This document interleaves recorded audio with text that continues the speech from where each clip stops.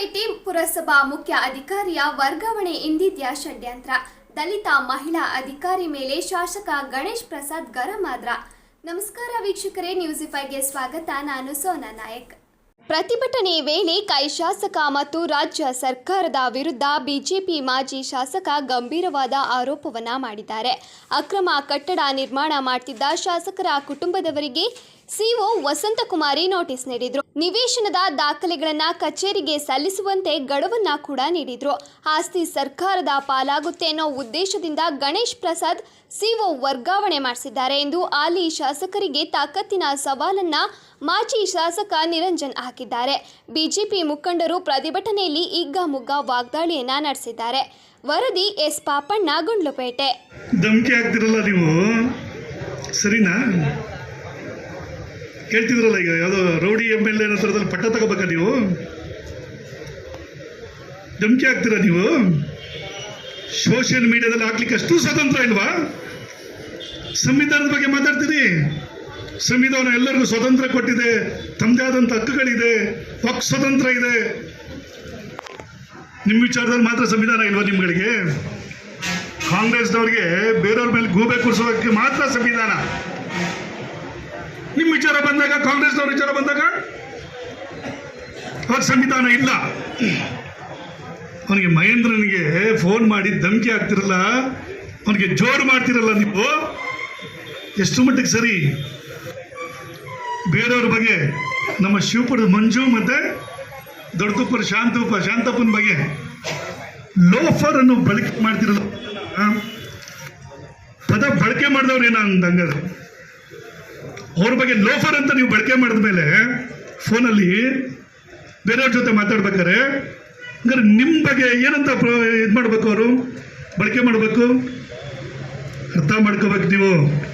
ನಿಮ್ಮೊಬ್ಬರಿಗೆಲ್ಲ ಮಾತಾಡಕ್ಕೆ ಬರೋದು, BJP ಅವ್ರನ್ನ ನೀವು ಇಷ್ಟು ಹೀಯಾಳಿಸೋ ಥರದಲ್ಲಿ ಮಾತಾಡಿದ್ರೆ ನಾವು ಯಾರು ಸಹಿಸ್ಲಿಕ್ಕೆ ಆಗಲ್ಲ. ಅಧಿಕಾರಿ ಅವರು ಪಾಪ ದಲಿತ ವರ್ಗದವರು ಸೇರಿದಂಥ ಮಹಿಳೆ, ಅವ್ರನ್ನ ನೋಟಿಸ್ ಕೊಟ್ಟರು ಅಂತ ತಕ್ಷಣ ಟ್ರಾನ್ಸ್ಫರ್ ಮಾಡಿಸಿದ್ರಲ್ಲ ನೀವು. ಏನ್ರಿ ನಿಮ್ಮ ಕತೆ? ಏನು ಹಿಂಗೆಲ್ಲ ಮಾಡಕ್ಕೆ ಕೊಟ್ಬಿಟ್ಟಿದ್ದೀರ ನೀವು? ಹಿಂಗೆಲ್ಲ ಹೊರಗಡೆ ಕೂರಿಸಿರೋದು. ನಿಮ್ಮ ಕೌನ್ಸಿಲರ್ಗಳೆಲ್ಲ ಲೆಟ್ರ್ ಇಟ್ಕೊಂಡು ತೋರಿಸ್ತಾರೆ, ಇವ್ರು ಸರಿ ಇಲ್ಲ, ಆಚೆಗೆ ಹಾಕಿಸ್ತೀವಿ ಅಂತ. ಈಗೇನಾಯ್ತು? ಈಗ ಕೌನ್ಸಿಲರ್ ಮಗಕ್ಕೆ ಬಟ್ಟೆ ಆಯ್ತಪ್ಪ, ಈಗ ಪುನಃ ಅವರೇ ಬಂದು ಕೂತ್ಕೊಂಡ್ರಿ. ಇದು ನಿಮ್ಮ ಯೋಗ್ಯತೆ ಇವತ್ತು ಜನಗಳಿಗೆ ಅರ್ಥ ಆಗಿದೆ, ಗುಂಡ್ಲುಪೇಟೆ ಜನಕ್ಕೆ ಅರ್ಥ ಆಗಿದೆ. ಇನ್ನು ಮುಂದೆ ನಮ್ಮ ತಾಲೂಕಿನ ಆಡಳಿತ ವ್ಯವಸ್ಥೆ ಸುಧಾರಿಸ್ಕೊಂಡು ಒಳ್ಳೆ ರೀತಿಯಲ್ಲಿ ಆಡಳಿತವನ್ನು ಕೊಡೋ ಮುಖಾಂತರ ಜನಗಳಿಗೆ ಒಳ್ಳೇದು ಮಾಡಲಿ ಅಂತ ಕೇಳ್ಕೊಂಡು ಈ ಪ್ರತಿಭಟನೆಗೆ ಬಂದಂಥ ತಮ್ಮೆಲ್ಲರಿಗೂ ವಂದಿಸಿ,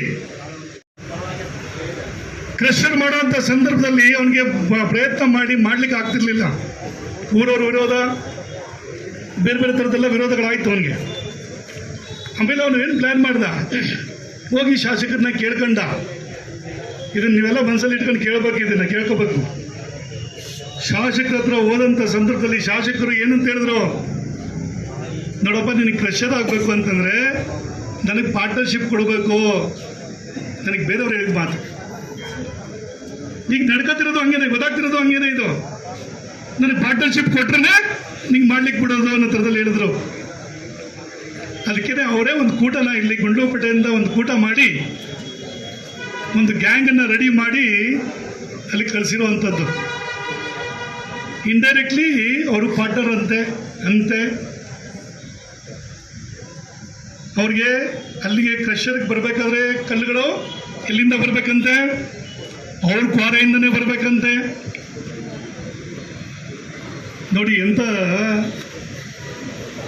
ಇಂಥವ್ರನ್ನ ಗೆಲ್ಲಿಸ್ಬಿಟ್ಟು ಇವ್ರ ಸ್ವಾರ್ಥಕ್ಕೆ ಎಲ್ಲ ಮಾಡ್ಕೊಂಡು ಹೊಂಟೋಗ್ಬಿಟ್ರೆ, ಊರ ಪಕ್ಕದಲ್ಲಿರುವಂಥ ಜಾಗದಲ್ಲಿ ಕ್ರಷರ್ ಮಾಡ್ಲಿಕ್ಕೆ ಕೊಟ್ಬಿಟ್ಟಿರುವಂಥದ್ದು. ಇವ್ರ ಕ್ರಷರಿಂದ, ಇವ್ರ ಕ್ವಾರೆಯಿಂದ ಕಲ್ಲು ಬರಬೇಕು ಅಲ್ಲಿಗೆ. ಆ ಕ್ರಷರ್ಗೆ ಇವ್ರ ಪಾರ್ಟ್ನರ್ಶಿಪ್ ಕೊಡ್ಬೇಕು. ಇವ್ರಿಗೆ ಎಲ್ಲ ಕಾಂಟ್ರಾಕ್ಟ್ಗಳು ಅವ್ರ ಕ್ರಷರಲ್ಲಿ ಮೆಟೀರಿಯಲ್ ತಗೋಬೇಕಂತೆ. ದುಡ್ಡನ್ನೇ ಕ್ವಾರೆ ಮಾಡ್ಕೊಂಡು ಕ್ರಷರ್ ಮಾಡಬೇಕು ಅಂತೇಳಿ ಕೋಟಿಗಟ್ಟಲೆ ಬಂಡವಾಳ ಹಾಕ್ತವ್ರ ಕತೆ ಏನಾಗಬೇಕು?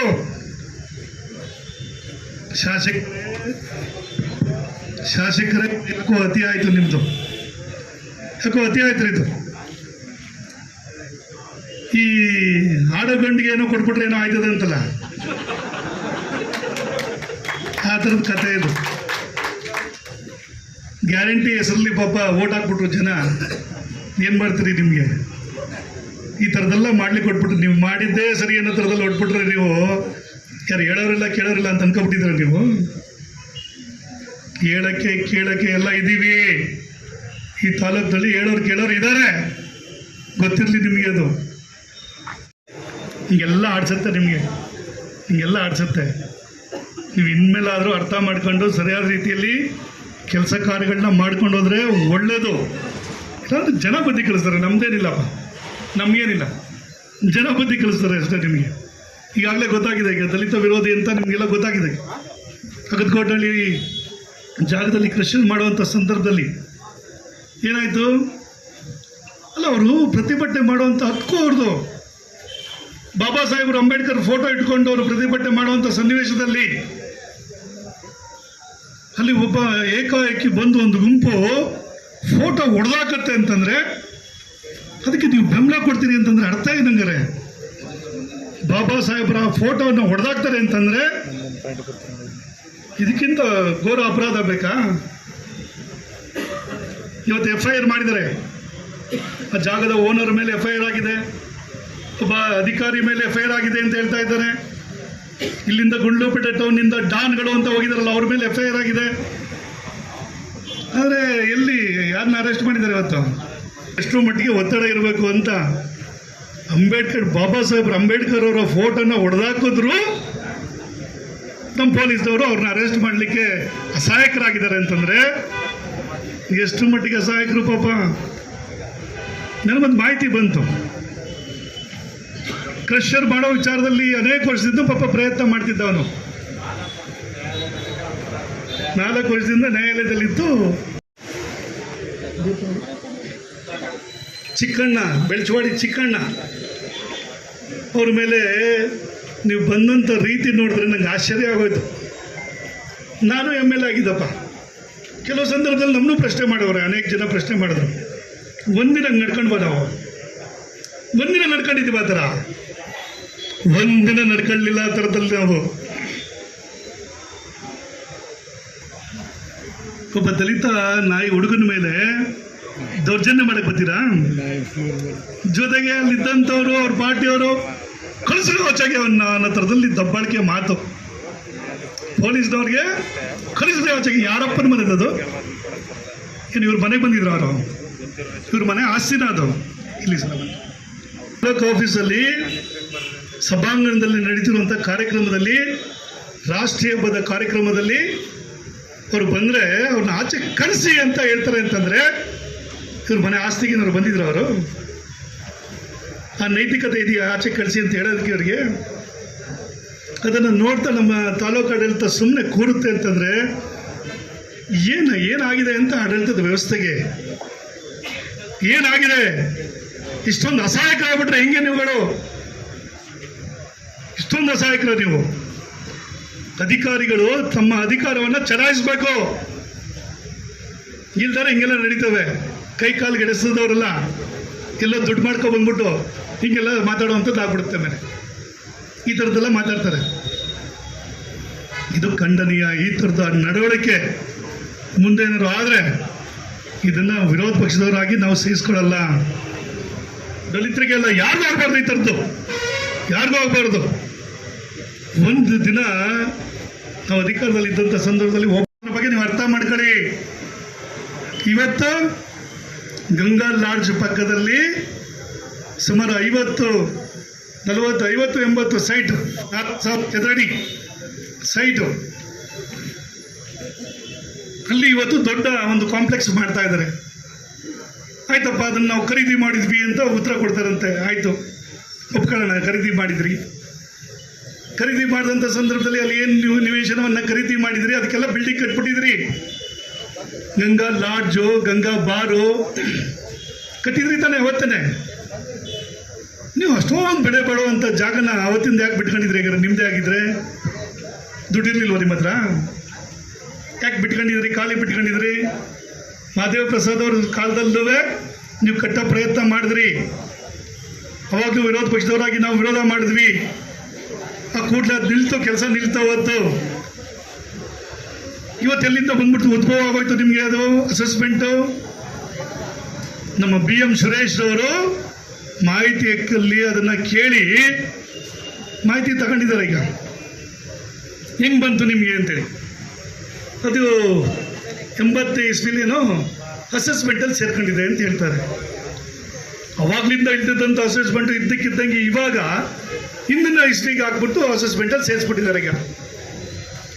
ಈಗ ಕೇಳಿದ್ರೆ ಕ್ರಯ ಮಾಡ್ಕೊಂಡಿದ್ರಲ್ಲ, ಗಂಗಾ ಲಾಡ್ಜ್ ಕಟ್ಟವ್ರಲ್ಲ ಆ ಜಾಗದ್ದು, ಆ ಕಾಗದ ಪತ್ರ ತಂದು ಕೊಡ್ತಾವ್ರೆ. ಸ್ಪಷ್ಟವಾಗಿ ಗೊತ್ತಾಗ್ತಾ ಇದೆ, ನಿಮ್ಮದೇ ಭೂಮಿ ಆಗಿದ್ರೆ ಅವತ್ತೇ ಬಿಲ್ಡಿಂಗ್ ಕಟ್ತಿದ್ರಿ.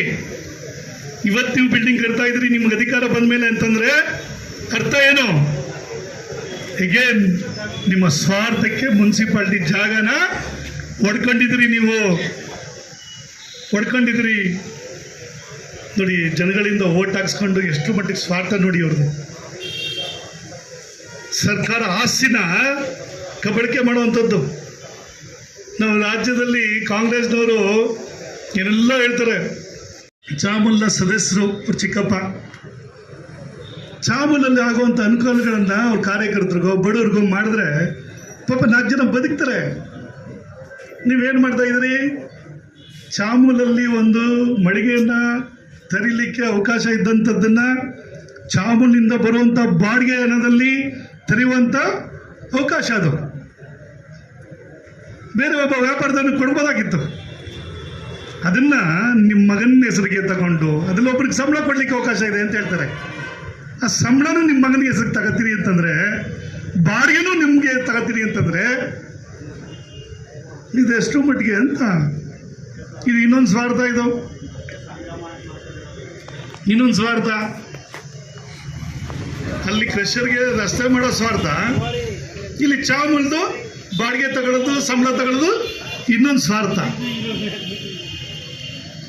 ಹಿಂದೆ ಇದ್ದಂಥ ಮಾದೇವ ಪ್ರಸಾದ್ ಅವರು ಸಂಗಮ ಟ್ರಸ್ಟ್ ಹೆಸರಲ್ಲಿ ಗುಂಡ್ಲುಪೇಟೆ ಪಟ್ಟಣದ NH ರೋಡಲ್ಲಿ ಬರುವಂಥ ಬೆಳೆ ಬಾಳುವಂಥ ನಿವೇಶನವನ್ನು ಸಂಗಮ ಟ್ರಸ್ಟಲ್ಲಿ ತಗೊಂಡ್ರು.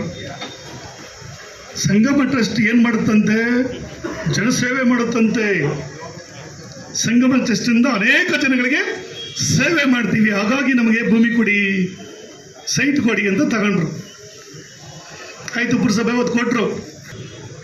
ಅದು ಟೆಕ್ನಿಕಲಿ ಸರಿಯಾಗಿ ಕೊಡಲಿಲ್ಲ. ಅದನ್ನು ಅವರೊಬ್ಬರು ಮೆಂಬರು ಹಿಂದೆ ಇದ್ದಂಥ ಅಲ್ಲಿ ಅವತ್ತು ಶಾಂಕ್ಷನ್ ಮಾಡಿದಂಥ ಅಧ್ಯಕ್ಷನು ಅದಕ್ಕೆ ಸಂಗಮ ಟ್ರಸ್ಟ್ಗೆ ಮೆಂಬರು, ಟ್ರಸ್ಟಿ ಮೆಂಬರ್.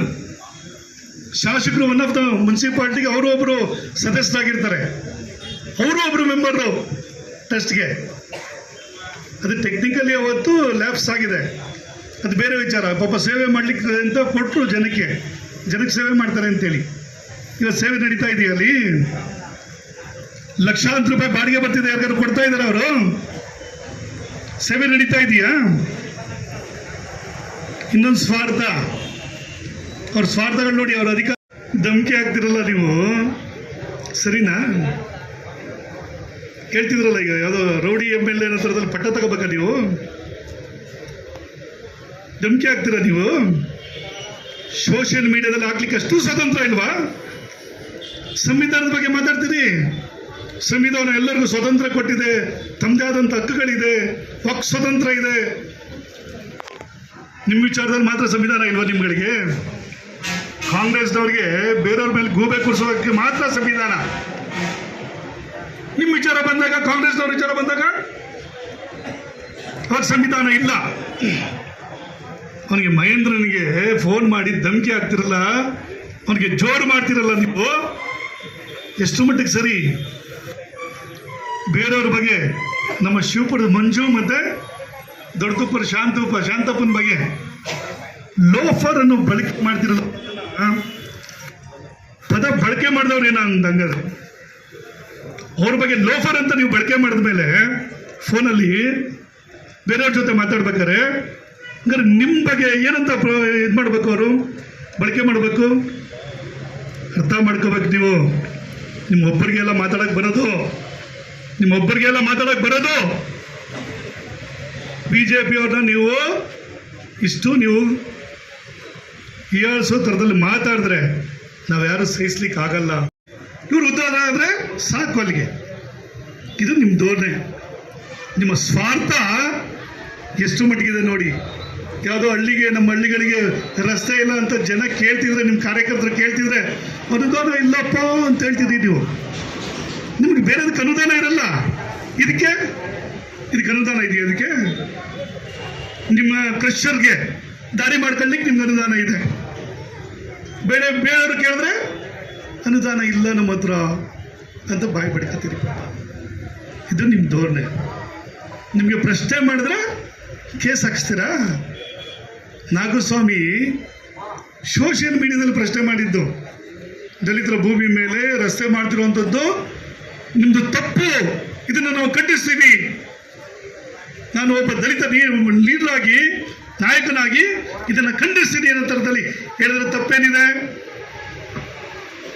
ನೀವು ಅಪಾಲಜಿ ಕೇಳಬೇಕಾಗಿತ್ತು, ಸಾರಿ ಕೇಳಬೇಕಾಗಿತ್ತು. ಅದಾಗಿದ್ದಕ್ಕೆ ನನ್ನ ತಪ್ಪಾಗಿದೆ ಅನ್ನೋ ಥರದಲ್ಲಿ ನಡ್ಕೋಬೇಕಾಗಿತ್ತು ನೀವು ಅದನ್ನ. ಅದ್ರ ಬದಲು ನೀವು ಮಾಡಿದ್ದೇನೋ ಒಬ್ಬ ದಲಿತ ಮುಖಂಡನ ಮೇಲೆ, ಯುವ ನಾಯಕನ ಮೇಲೆ ಕೇಸ್ ಹಾಕಿಸ್ತೀರಾ? ಇದು ನಿಮ್ಮ ತಾಕತ್ತು. ನಿಜ ಬಿಡಿ, ತಾಕತ್ತೆ ನಿಮಗೆ ಪಾಪ, ಇದು ನಿಮ್ಮ ತಾಕತ್ತೆ. ಅವತ್ತು ಮಹೇಂದ್ರ, ನಮ್ಮ ಅಂಕಳ್ಳಿ ಮಹೇಂದ್ರ ಅವ್ರೂರಲ್ಲಿ ನಡೀತಿರುವಂಥ ಕೆಲಸದ ಬಗ್ಗೆ ಕ್ವಾಲಿಟಿ ಕೆಲಸ ಮಾಡಬೇಕು ಅನ್ನೋ ಥರದಲ್ಲಿ ಕೇಳಿದಂಥ ಮಾತು. ಗುಣಮಟ್ಟದ ಕೆಲಸ ಆಗಬೇಕಾಗಿದೆ ನಮ್ಮೂರಲ್ಲಿ. ಸರ್ಕಾರದ ದುಡ್ಡು ಇದು. ಇಲ್ಲಿ ಅಧಿಕಾರಿಗಳು ಈ ಕಡೆ ಬಂದು ನೋಡಬೇಕಾಗಿದೆ, ಸರಿಯಾದ ರೀತಿಯಲ್ಲಿ ಕೆಲಸ ಮಾಡ್ತಿಲ್ಲ ಅಂತೇಳಿ ಅವನೊಂದು ಪೋಸ್ಟ್ ಹಾಕ್ತಾನೆ. ಅವನು ಯಾರನ್ನೂ ನಿಲ್ಲಿಸಿಲ್ಲ. ಅವನು ಯಾರೋ ಕಾಂಟ್ರಾಕ್ಟ್ರು ಯಾರ್ದೋ ಹೆಸರು ಹೇಳ್ಕೊಂಡು ಬಂದವ್ರೆ ಮೇಗಡೆ ಇವ್ರ ಹೆಸರನ್ನ ಅಂತ ಅದರಲ್ಲಿ ಹೇಳಿರುವಂಥ ಮಾತು. ತಪ್ಪೇನಿದೆ? ಕಾಂಟ್ರಾಕ್ಟ್ರ್ ಹೇಳ್ದಾಗ್ತಾನೆ ಹೇಳ್ದವನೇ ಅಲ್ಲಿ. ನೀವು ಒಬ್ಬ ಜವಾಬ್ದಾರಿ ಸ್ಥಾನದಲ್ಲಿ ಇದ್ಕೊಂಡು, ಒಬ್ಬ ಆಡೋ ಐಕ್ಲು, ಒಬ್ಬ ಸಣ್ಣ ಹುಡುಗ ಮಾತಾಡೋದಂಗೆ ಫೋನ್ ಮಾಡಿಬಿಟ್ಟು ಇವತ್ತು ಗುಂಡ್ಲುಪೇಟೆಯಲ್ಲಿ ಇರುವಂಥ ಶಾಸಕ ಅಭಿವೃದ್ಧಿ ಮಾಡಲಿಕ್ಕೆ ಪಾಪ ಕೈಲಿ ಆಗ್ತಿಲ್ಲ, ಅನುದಾನನ ಹೊಡೆದಾಡ್ಕೊಂಡು ತಗೊಬರುವಂಥ ಸಾಮರ್ಥ್ಯ ಇಲ್ಲ. ಯಾವುದು BJP ಸರ್ಕಾರದಲ್ಲಿ ಆದಂಥದ್ದಕ್ಕೆ ಲೇಬಲ್ ಅನ್ಸಕ್ಕೆ ಕೊಟ್ಟು ಹೋಗ್ತಾರೆ ಇವರು. ಹತ್ತಿ ಮಾರುಕಟ್ಟೆ APMCದು 6 ಕೋಟಿ ರೂಪಾಯಿ ಬಿಡುಗಡೆ ಮಾಡಿದ್ದು ನಮ್ಮ ಸರ್ಕಾರ. ನಾನು ಮಂತ್ರಿ, ನಾನು ಶಾಸಕರಾಗಿದ್ದಂಥ ಸಂದರ್ಭದಲ್ಲಿ, ಸೋಮಶೇಖರ್ ಅವರು ಸಹಕಾರ ಮಂತ್ರಿಗಳಾಗಿದ್ದಂಥ ಸಂದರ್ಭದಲ್ಲಿ 6 ಕೋಟಿ ರೂಪಾಯಿನ ಬಿಡುಗಡೆ ಮಾಡಿದಂಥದ್ದು. ನಾವು ದೊಡ್ಡ ಒಂದು ಸಭೆ ಮಾಡಿದ್ವಿ, ಅಲ್ಲಿ ಅದಕ್ಕೆ ಶಂಕುಸ್ಥಾಪನೆ ಮಾಡಿದ್ವಿ. ಇವತ್ತು ಫಲಾನುಭವಿಗಳ ಸಮಾವೇಶದಲ್ಲಿ ಶಂಕುಸ್ಥಾಪನೆ ಮಾಡಿದ್ವಿ ನಾವು. ಇವತ್ತು ನೀವು ಅದನ್ನು ನಮ್ಮದು ಅನ್ನೋ ಥರದಲ್ಲಿ ಹೇಳ್ಕೊತಾ ಇದ್ರಿ. ಪಾಪ ಬೊಮ್ಮನಹಳ್ಳಿಲಿ ಅಂಬೇಡ್ಕರ್ ವಸತಿ ಶಾಲೆ ಸುಮಾರು 18 ಕೋಟಿ ರೂಪಾಯಿದು ನಿಮ್ಮ ಸರ್ಕಾರ ಮಾಡ್ತಾ? ನೀವು ಗುದ್ದೆ ಪೂಜೆ ಮಾಡಿರ್ಬೋದು. ನೀವು 2 ಸರಿ ಟೆಂಡರ್ ಆಗಿ ಕ್ಯಾನ್ಸಲ್ ಆಗಿದ್ದಂಥದ್ದು ಸಾಕ್ಷಿ ಬೇಕಾ ನಿಮಗೆ? PWDಲಿ ಹೋದರೆ ನಿಮ್ಗೆ ಸಾಕ್ಷಿ ಕೊಡ್ತಾರೆ ನೋಡಿ. ಟೆಂಡರ್ ಆಗಿ ನಮ್ಮ ಅವಧಿಯಲ್ಲಿ ಟೆಂಡರ್ ಆಗಿದ್ದು ಅದು ಕ್ಯಾನ್ಸಲ್ ಆಯಿತು. ಟೆಕ್ನಿಕಲ್ ಬೊಂಬಿ ಹೊಡಿತಾರೆ. ಅದು ಯಾರ ಜೊತೆ ನಾವು ಫೋನ್ಲಿ ಮಾತಾಡ್ಬೇಕಾದ್ರೆ ಅದನ್ನು ಹೇಳ್ತಾರೆ, ನಾನು ಮಾಡಿಸ್ಕೊಬಂದ್ಬಿಟ್ಟೆ, ನೀವು ಮಾಡಿಸ್ಲಿಲ್ಲ, ಕೊನೆವರೆಗೂ ಪಾಪ ಆಗಲಿಲ್ಲ ಅವ್ರ ಕೈಲಿ ಅಂತ. ನಾನು ನಿಮ್ಗೆ ಬೇಡ ಅಂತ ಹೇಳಲ್ಲ, ನೀವು ಮಾಡಿದ ಕೆಲಸನ ನೀವು ನಂದು ಅಂತ ಹೇಳ್ಕೊಳ್ಳಿ. ಪಾಪ ಇಂಥ ಯೋಜನೆಗಳನ್ನ ತಗೊಬನ್ನಿ. ಅದೇನು 100 ಕೋಟಿ ರೂಪಾಯಿ ನಾ ತಂದಿದ್ದೀರಿ ಅಂತ ಹೇಳ್ತಿದ್ರಲ್ಲಪ್ಪ, ತೋರಿಸಿ ಹೇಳಿ. ನಿಮ್ಮ ಸರ್ಕಾರದಿಂದ ನಿಮಗೆ ದುಡ್ಡು ಕೊಟ್ಟಿದ್ರೆ ಅದು ನಮ್ಮ ಸರ್ಕಾರದಿಂದ ಕೊಟ್ಟಿದೆ ಅನ್ನೋದ್ರಲ್ಲಿ ನೀವು ಹೇಳಿ, ತೋರಿಸಿ ಅದನ್ನು ಬಿಟ್ಬಿಟ್ಟು BJP ಸರ್ಕಾರದಲ್ಲಿ ಬಂದಂಥ ಅನುದಾನವನ್ನ ನಾವು ತಂದಂಥದ್ದನ್ನ ಇವತ್ತು ನಮ್ದು ಅಂತಂದ್ರೆ ಅದೇನೋ ಹೇಳ್ತಾರಲ್ಲ, ತಿಳುವಳಿಕೆ ಇಲ್ದಿದ್ದವರು, ಅನುಭವ ಇಲ್ದಿದ್ದವರು ಈ ಕುಚೇಷ್ಟೆ ಮಾಡ್ತಾರಂತಲ್ಲ. ಯಾರು ಕುಚೇಷ್ಟೆ ಮಾಡೋರು ಅಂದ್ರೆ ತಿಳುವಳಿಕೆ ಇಲ್ದಿದ್ದವ್ರು ಮಾಡೋದು ಅಂತ. ಇಂಥವ್ರು ಮಾಡೋ ಅಂಥದ್ದನ್ನು ನೀವು ಜವಾಬ್ದಾರಿ ಸ್ಥಾನದಲ್ಲಿ ಇದ್ಕೊಂಡು ಮಾಡ್ತೀರಿ ಅಂತಂದರೆ ನಿಮ್ಗೆ ಏನು ಹೇಳ್ಬೇಕು? ನಾವು ನಿಮ್ಮ ತಾಕತ್ತನ್ನ ದಲಿತರ ಜಮೀನಲ್ಲಿ ರಸ್ತೆ ಮಾಡೋದ್ರ ಮೇಲೆಲ್ಲ ತೋರಿಸೋದು. ನಿಮ್ಮ ತಾಕತ್ತು ತೋರಿಸ್ಬೇಕಾಗಿದೆ ಎಲ್ಲಿ? ಅನುದಾನ ತರೋದ್ರಲ್ಲಿ. ಪಾಪ ದಲಿತರು ಅಲ್ಲಿ 1 ಎಕರೆ 2 ಎಕರೆ ಮಾಡ್ತಿರೋ ಜಮೀನಲ್ಲಿ ಅಲ್ಲಿ ರಸ್ತೆ ಮಾಡಕ್ಕೆ ಹೋಗ್ತೀರ ಮಧ್ಯದಲ್ಲಿ ನಿಮ್ಮ ಕ್ರಷರ್ಗೆ ದಾರಿ ಬೇಕು ಅನ್ನೋ ಥರದಲ್ಲಿ ಆ ಕಾರಣಕ್ಕೆ ದಲಿತ ಹಾಳಾದ್ರೂ ಪರವಾಗಿಲ್ಲ, ಬಡವ ಹೋದ್ರೂ ಪರವಾಗಿಲ್ಲ. ವಿಚಾರ ಸಂದರ್ಭದಲ್ಲಿ ರೈತರು ಆತ್ಮಹತ್ಯೆ ಮಾಡ್ಕೊಂಡಂತ ರೈತರುಗಳಿಗೆ ಪರಿಹಾರ ಕೊಡಲಿಲ್ಲ. ಬರ ಬಂದಂತ ಸಂದರ್ಭದಲ್ಲಿ ಬರ ಪರಿಹಾರ ಕೊಡಲಿಲ್ಲ. ನೆರೆ ಬಂತು, ಮಳೆ ಜಾಸ್ತಿಯಾಗಿ ಅನೇಕ ಭಾಗದಲ್ಲಿ ಕಾಂಗ್ರೆಸ್ ಸರ್ಕಾರ ರೈತರ ಪರವಾಗಿ ತೆರಿಗೆ ನೋಡಲಿಲ್ಲ, ಯಾವುದೇ ಪರಿಹಾರ ಕೊಡಲಿಲ್ಲ. ಇದು ಕಾಂಗ್ರೆಸ್ನ ಕೊಡುಗೆ. ಪಂಚ ಗ್ಯಾರಂಟಿ ಮೇಲೆ ಅಧಿಕಾರಕ್ಕೆ ಬಂದಂತ ಕಾಂಗ್ರೆಸ್ನವರು ಈ ರಾಜ್ಯಕ್ಕೆ ಕೊಟ್ಟಂತ ಕೊಡುಗೆ.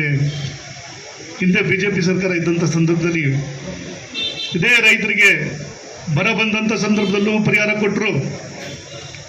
ಮಳೆ ಜಾಸ್ತಿ ಆದಂಥ ಸಂದರ್ಭದಲ್ಲಿ, ನೆರೆ ಬಂದಂಥ ಸಂದರ್ಭದಲ್ಲೂ ಪರಿಹಾರ ಕೊಟ್ಟರು. ಮಳೆ ಜಾಸ್ತಿಯಾಗಿ ಮರಗಳು ಬಿದ್ದಂಥ ಸಂದರ್ಭದಲ್ಲಿ ರಿಪೇರಿ ಮಾಡ್ಕೊಳ್ಳಿಕ್ಕೆ ಅಂತ 50,000 ರೂಪಾಯಿ ಕೊಡುವಂಥದ್ದು, ಪೂರಾ ಮನೆಗೆ ಬಿದ್ದೋದ್ರೆ 5 ಲಕ್ಷ ರೂಪಾಯಿ ಕೊಡುವಂಥದ್ದನ್ನ ಭಾರತೀಯ ಜನತಾ ಪಾರ್ಟಿ ಮಾಡ್ತು. ಎಲ್ಲ ವರ್ಗದ ಪರವಾಗಿ ಕೆಲಸ ಮಾಡಿದಂಥದ್ದು. ಆದರೆ ಕಾಂಗ್ರೆಸ್ ಸರ್ಕಾರ ಬಂದ ಮೇಲೆ ಎಲ್ಲರ ಬಗ್ಗೆ ನಿರ್ಲಕ್ಷ್ಯ ಘಟನೆಗಳಾಗ್ತಾ ಇದೆ ಅನ್ನೋದ್ರ ಬಗ್ಗೆ ನಿಮಗೆ ಮಾಹಿತಿಯನ್ನು ಕೊಡುವಂಥ ಒಂದು ಪ್ರಯತ್ನವನ್ನು ಮಾಡಿದ್ದಾರೆ. ಕಾಂಗ್ರೆಸ್ ಸರ್ಕಾರ ಬಂದಂಥದ್ದು ಗ್ಯಾರಂಟಿಗಳ ಆಧಾರದ ಮೇಲೆ ಬಂದಂಥದ್ದು. ಗ್ಯಾರಂಟಿಯನ್ನು ಘೋಷಣೆ ಮಾಡಿ ಚುನಾವಣೆ ಸಂದರ್ಭದಲ್ಲಿ ಈ ರಾಜ್ಯದ ಜನರಿಗೆ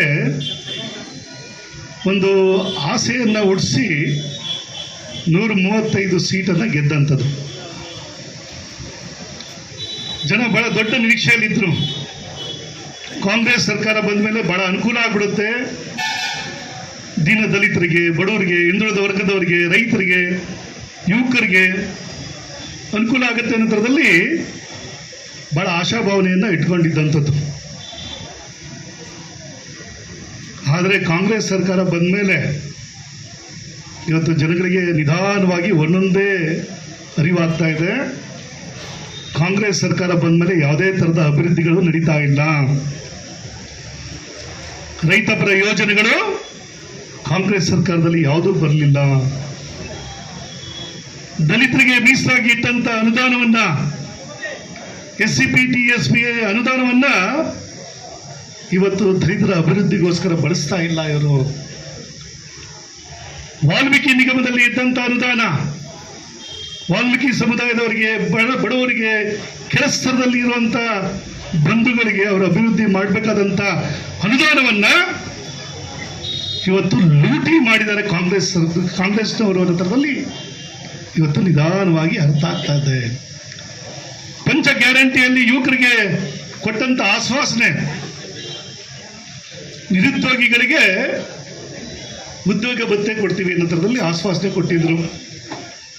ನಿರುದ್ಯೋಗಿಗಳು ಅಂತಂದ್ರೆ ಪಾಪ DK ಶಿವಕುಮಾರ್ ಅವರಿಗೆ, ಸಿದ್ದರಾಮಯ್ಯನವರಿಗೆ ಕಾಣಿಸಿದಂಥದ್ದು ಡಿಗ್ರಿ ಪಾಸ್ ಮಾಡಿ 1 ವರ್ಷದಲ್ಲಿ ಇರುವಂಥವ್ರು ಮಾತ್ರ ಅನ್ನೋ ಥರದಲ್ಲಿ ಕೊನೆಗೆ ಹೇಳ್ಬಿಟ್ರಪ್ಪ.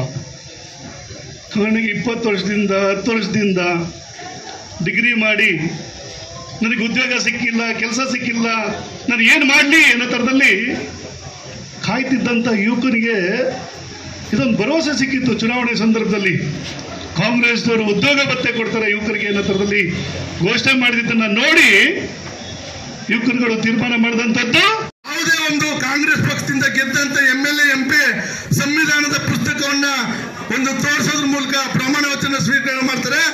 ಆದ್ರೆ ಬಾಬಾ ಸಾಹೇಬ್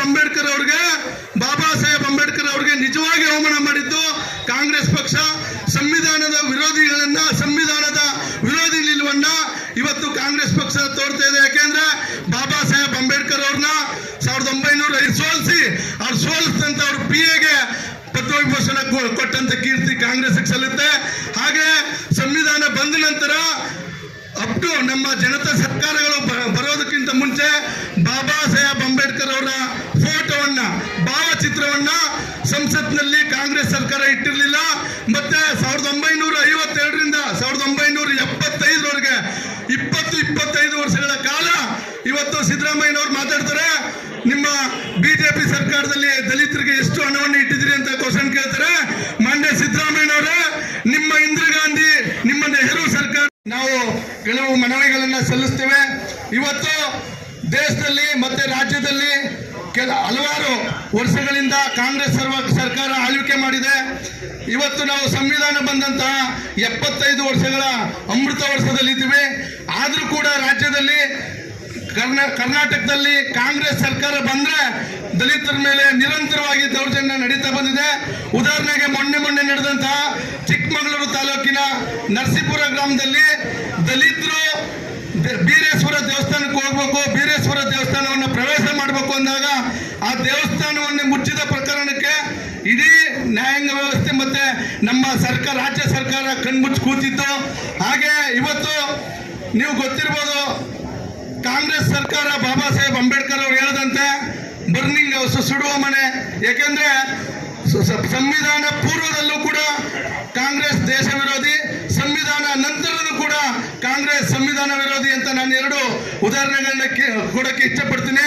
ಯಾಕೆಂದ್ರೆ ಸಂವಿಧಾನ ಜಾರಿ ಆಗೋಕ್ಕಿಂತ ಮುಂಚೆ ಬಾಬಾ ಸಾಹೇಬ್ ಅಂಬೇಡ್ಕರ್ ಅವ್ರನ್ನ ಸ್ವತಂತ್ರ ಹೋರಾಟದ ವಿರೋಧಿ, ಹಿಂದೂ ವಿರೋಧಿ ಮತ್ತೆ ಬ್ರಿಟಿಷ್ ಏಜೆಂಟ್ ಅಂತ ಅವಮಾನ ಮಾಡದಂತೆ ಯಾವುದಾದ್ರೂ ಒಂದು ಪಕ್ಷ ಇದೆ ಅಂದ್ರೆ ಅದು ಕಾಂಗ್ರೆಸ್ ಪಕ್ಷ.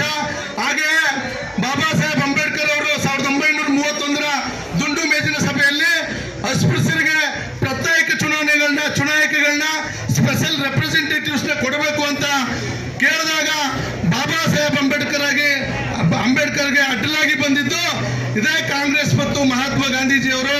ಹಾಗೆ ಬಾಬಾ ಸಾಹೇಬ್ ಅಂಬೇಡ್ಕರ್ ಅವರು ಸಂವಿಧಾನವನ್ನ ಬರಿಬಾರ್ದು ಅಂತ ಹೇಳಿ ಒಂದು MP ಕ್ಷೇತ್ರವನ್ನ ಗೆಲ್ತಾರೆ ಬಾಬಾ ಸಾಹೇಬ್ ಅಂಬೇಡ್ಕರ್. ಆ ಕಾಲದಲ್ಲಿ ಕುಲ್ನಾ ಮತ್ತು ಜೈಸೂರ್ ಕ್ಷೇತ್ರವನ್ನ ಇಡೀ ಬಾಂಗ್ಲಾದೇಶಕ್ಕೆ ಒಂದು MP ಕ್ಷೇತ್ರವನ್ನ ಬಿಟ್ಕೊಟ್ಟು ದೇಶ ವಿರೋಧಿ ಕೆಲಸವನ್ನ ಕಾಂಗ್ರೆಸ್ ಪಕ್ಷ ಆ ಕಾಲದಿಂದಲೂ ಮಾಡಿದೆ.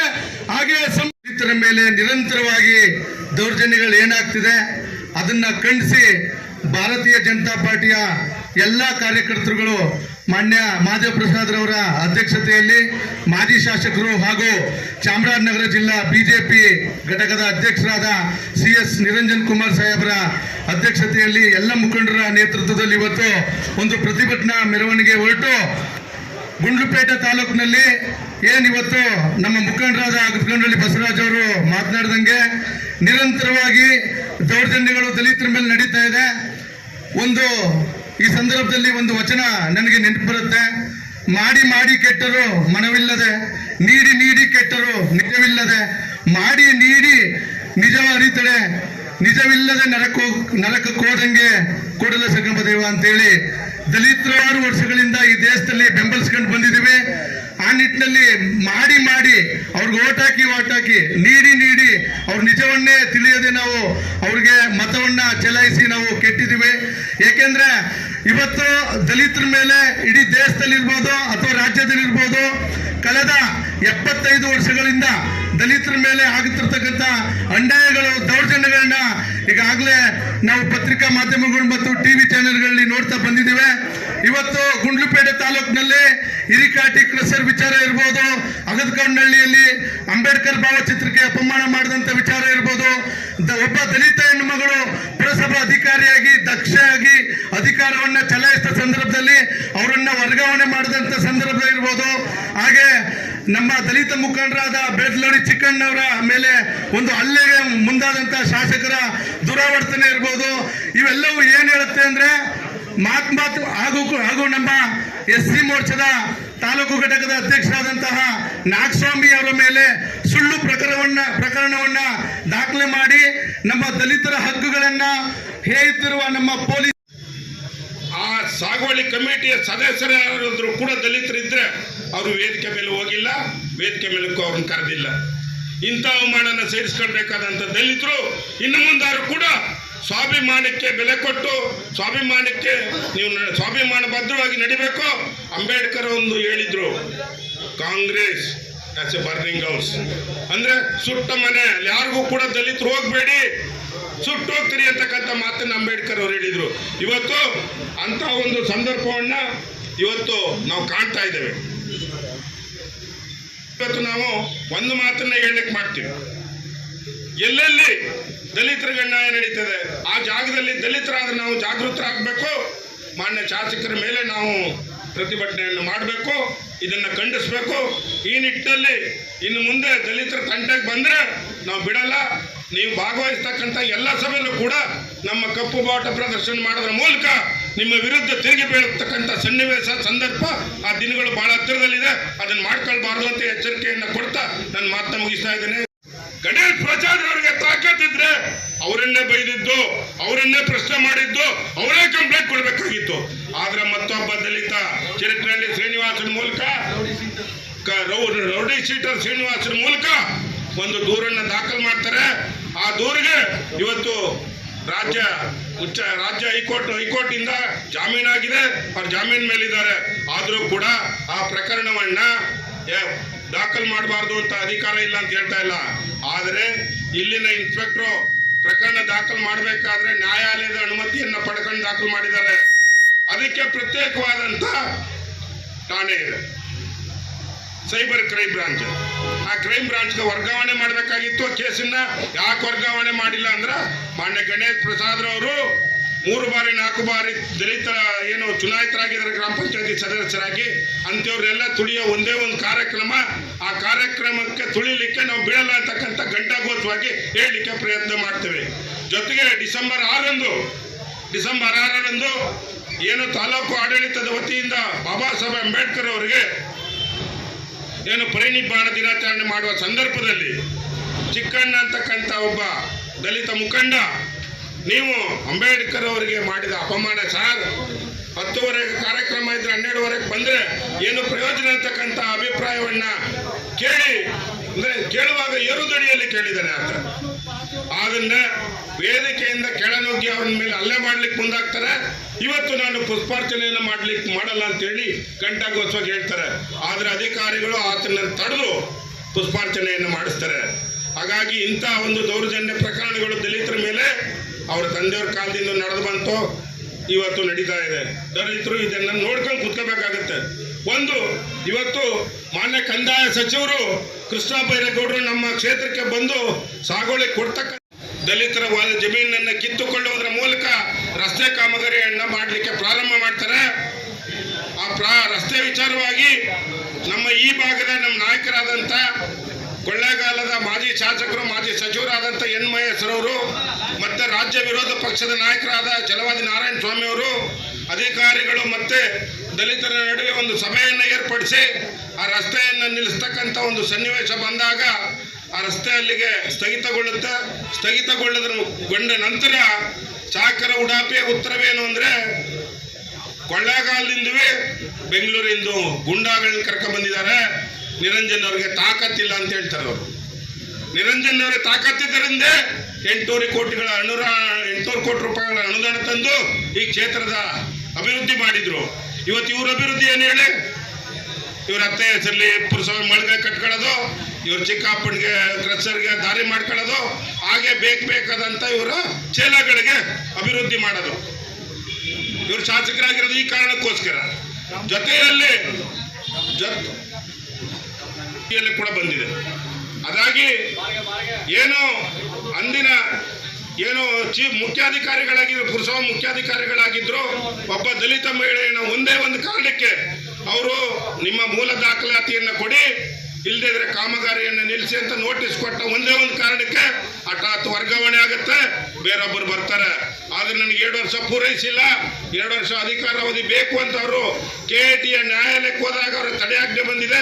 ಅದಕ್ಕೂ ಅವಕಾಶ ಮಾಡಿ ಕೊಡದೆ ದಲಿತರಿಗೆ ಅವಮಾನ ಮಾಡ್ತಕ್ಕಂಥದ್ದು ಎದ್ದು ಕಾಣ್ತಾ ಇದೆ. ಜೊತೆಗೆ ಇವತ್ತು ಒಬ್ಬ ನಾಗಸ್ವಾಮಿ ಅಂತಕ್ಕಂಥ ನಮ್ಮ ಪಕ್ಷದ SC ಮೋರ್ಚಾದ ಅಧ್ಯಕ್ಷ ಆತ 4ನೇ ಬಾರಿ ಗ್ರಾಮ ಪಂಚಾಯಿತಿಯ ಸದಸ್ಯನಾಗಿ ಕಣ್ಣಗಾಲ ಗ್ರಾಮದ ಚುನಾಯಿತನಾಗಿರ್ತಾನೆ. ಅವನು ಹಿರೇಕಾಟಿ ಗ್ರಾಮದ ರಸ್ತೆ ವಿಚಾರವಾಗಿ ಏನು ವಾಟ್ಸಪ್ ಫೇಸ್ಬುಕ್ ಅಲ್ಲಿ ಬರಲಾಂತಾನೆ ಒಂದೇ